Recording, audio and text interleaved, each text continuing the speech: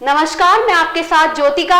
आइए रुक करते हैं फटाफट खबरों की ओर। केंद्रीय मंत्री अनुराग ठाकुर ने बुधवार को सरकार की ओर से लिए गए 2 अहम निर्णयों की जानकारी दी। केंद्रीय मंत्री अनुराग ठाकुर ने बताया कि गरीब कल्याण अन्न योजना को 1 जनवरी 2024 से अगले 5 वर्षों के लिए बढ़ाया जाएगा। इस योजना की शुरुआत कोविड-19 महामारी के दौरान की गई थी। केंद्रीय मंत्री ने कहा कि पिछले 5 वर्षों में लगभग 13.50 करोड़ भारतीय गरीब की स्तर से ऊपर उठे हैं। या मोदी सरकार की एक बड़ी उपलब्धि है। अनुराग ठाकुर ने बताया कि केंद्रीय मंत्रिमंडल ने महिला स्वयं सहायता समूहों को ड्रोन प्रदान करने की योजना को भी मंजूरी दी।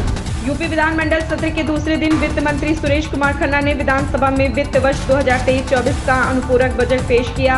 28,760.67 करोड़ का अनुपूरक बजट पेश किया। इसमें 19,046.39 करोड़ रुपए राजस्व खर्च के लिए और 9,714 करोड़ रुपए पूंजी खर्च के लिए रखे गए। नई योजनाओं के लिए 7,721.21 करोड़ रुपए का प्रस्ताव है। अनुपूरक बजट को लेकर उप मुख्यमंत्री ब्रजेश पाठक ने कहा कि भारत सरकार प्रदेश के चतुर्मुखी विकास के लिए अपनी प्रतिबद्धता के साथ काम कर रही। आज अनुपूरक बजट पेश किया जाएगा। पंजाब विधानसभा के 2 दिवसीय सत्र के दूसरे दिन की कार्रवाई शुरू हो गई। पंजाब सरकार ने एक नया कदम उठाने का फैसला किया। अब तक राशन कार्ड आर्थिक आधार पर बनाए जाने की है व्यवस्था थी, लेकिन अब सामाजिक आधार पर भी राशन कार्ड बनाने की योजना तैयार की गई है। यह जानकारी खाद्य एवं नागरिक आपूर्ति मंत्री लालचंद कटारू चक्के ने पंजाब विधानसभा में एक सवाल के जवाब में दी। उन्होंने कहा कि करीब 1.57 करोड़ राशन कार्ड जारी किए गए। ऐसे परिवारों के भी राशन कार्ड बनाए थे जो बड़ी गाड़ियों से आते हैं। ऐसे लोगों का राशन कार्ड सरकार ने काट दिया। वरिष्ठ भाजपा नेता सुनील ओझा का दिल्ली में निधन हो गया है। बता दें कि कुछ महीने पहले उनका उत्तर प्रदेश से बिहार ट्रांसफर हो गया था। बिहार ट्रांसफर से पहले सुनील ओझा यूपी के सह प्रभारी थे। फिर उन्हें बिहार में पार्टी का सह प्रभारी बनाया गया। बीजेपी अध्यक्ष जेपी नड्डा ने ये नियुक्ति की थी। सुनील ओझा मूल रूप से गुजरात के भावनगर जिले के रहने वाले थे और प्रधानमंत्री नरेंद्र मोदी के करीबी नेताओं में से एक माने जाते थे। दिल्ली एनसीआर में बीते 2 दिन से रुक रुक कर हो रही हल्की बारिश से प्रदूषण कम हुआ है, लेकिन फिर भी हवा बेहद खराब श्रेणी में है। उम्मीद की जा रही कि अगले 2 दिन तक बूंदाबांदी के आसार से प्रदूषण में कुछ और सुधार हो सकता है। मंगलवार को दिल्ली का AQI घटकर 312 पर पहुंच गया तो सोमवार के मुकाबले 83 अंक कम है। भारतीय उष्णकटिबंधीय मौसम विज्ञान संस्थान के मुताबिक मंगलवार को दिल्ली में मुख्य सतही हवा 12 से 15 किलोमीटर प्रति घंटे की गति के साथ दक्षिण पूर्व दिशाओं से चली। छत्तीसगढ़ में 3 दिसंबर को मतगणना होना है। सभी राजनीतिक पार्टी के नेता अपनी जीत का दावा कर रहे हैं। वहीं प्रदेश की जनता भी अब की बार छत्तीसगढ़ में किसकी सरकार बनेगी पर चर्चा कर रही है। वहीं भाजपा और कांग्रेस के प्रवक्ताओं ने मतगणना से पहले ही रिजल्ट पर दांव लगा बैठे हैं। भाजपा ने 2 लाख रुपए का दांव लगाया तो कांग्रेस बढ़कर 2.5 लाख रुपए का दांव लगाया है।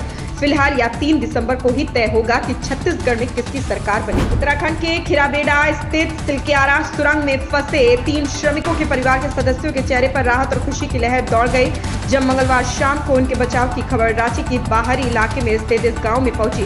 55 वर्षीय लकवग्रस्त श्रमण बेदिया, जिनका इकलौता बेटा राजेंद्र वहां फंसा हुआ था, उनको लंबी निराशा के बाद चेहरे पर कुछ राहत के साथ अपनी झोपड़ी के बाहर व्हीलचेयर पर देखा गया। 22 वर्षीय राजेंद्र के अलावा गांव के 2 अन्य लोग सुखराम और अनिल, जिनकी उम्र लगभग 20 वर्ष के आसपास थी, 17 दिनों तक सुरंग के अंदर फंसे रहे। जिला निर्वाचन अधिकारी कमर चौधरी ने कहा कि विधानसभा क्षेत्र बांदीकुई के 238 मतदान केंद्रों की मतगणना प्रथम स्तर पर बनाए गए मतगणना कक्ष 218A में ईवीएम के लिए 14 टेबलों तथा पोस्टल बैलेट के लिए 5 टेबलों सहित कुल 19 टेबलों पर 17 राउंड में की जाएगी।